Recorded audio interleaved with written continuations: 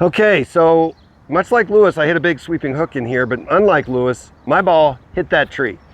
So Lewis's ball was clearly in the penalty area, but so is mine, because this tree is in the penalty area, and it has to be there. It was hooking. I know it hit the tree, but so hey, look, Lewis, you know, I know what you did there, so I'm gonna do the same thing. My ball is clearly lost in there, and I think it crossed about right here. So you know, it was hooking and kind of hit the tree, remember?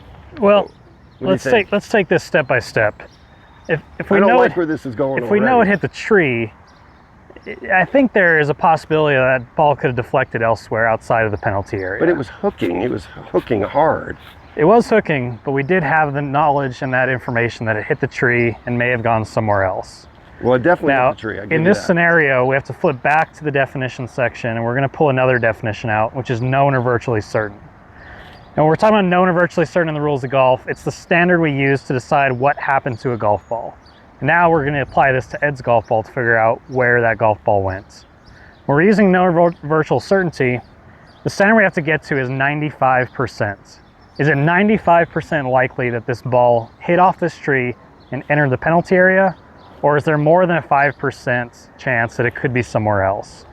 What I always like to say is it's 19 times out of 20. If that same shot hits off this tree 19 times out of 20, does it go in that penalty area 19 times out of 20?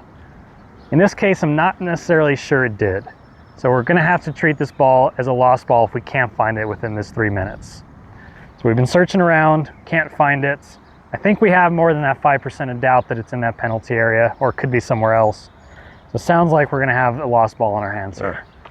Well, I don't like the ruling, but I have to say I see your point when you said 19 times out of 20.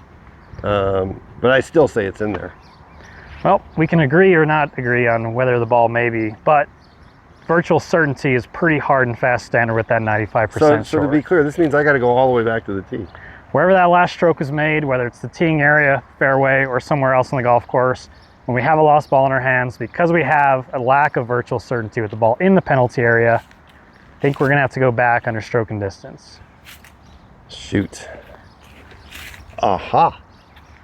Now we find our ball.